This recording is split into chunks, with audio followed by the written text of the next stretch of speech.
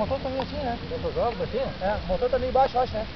Olha o motor, dá uma olhada no motor. Eu lembro, não vou assim. Não, não deixa quebrado. Tá. Tá, dá-lhe assim mesmo, tá? Aê, rapaz, eu só... Tá bom de bateria agora, dale.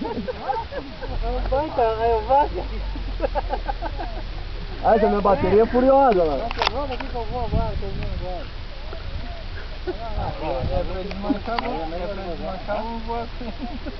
Ele vai fazer o bico dele, ele cortou o bico, não cortou? Ele cortou a frente do próprio.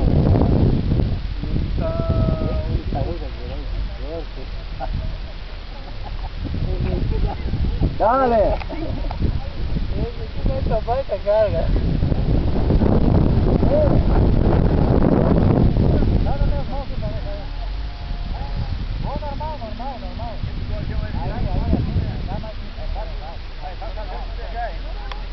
Aí, uma salva de palmas aí pro cara aí, ó. Isso, Aê! Conseguiu! Esse é meu marido. Olha lá. Esse também. É o mesmo? É o mesmo. É o mesmo. Aê, isso mesmo, dale!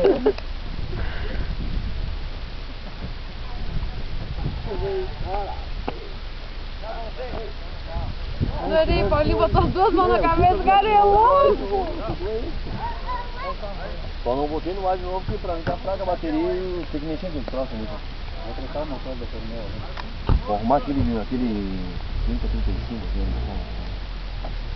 Isso é uma bala. Pra casa mesmo, ó. Tem que ir pra casa. Roubaram o simulador. Agora, vai pra casa, bora no simulador. É.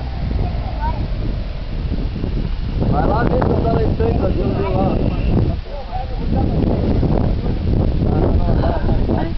Não. Eu tava esperando ver se ele ia botar a voar de novo, mas acho que não. Acho que agora não vai.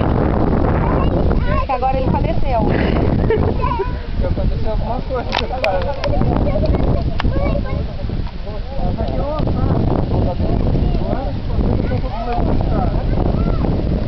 Fui do carro, meu. Yeah. Ah, ele quebrou a asa, né? Não sei, mas eu acho que não tá com cara de que vai de novo. O que houve? Quebrou a asa. Quebrou a asa.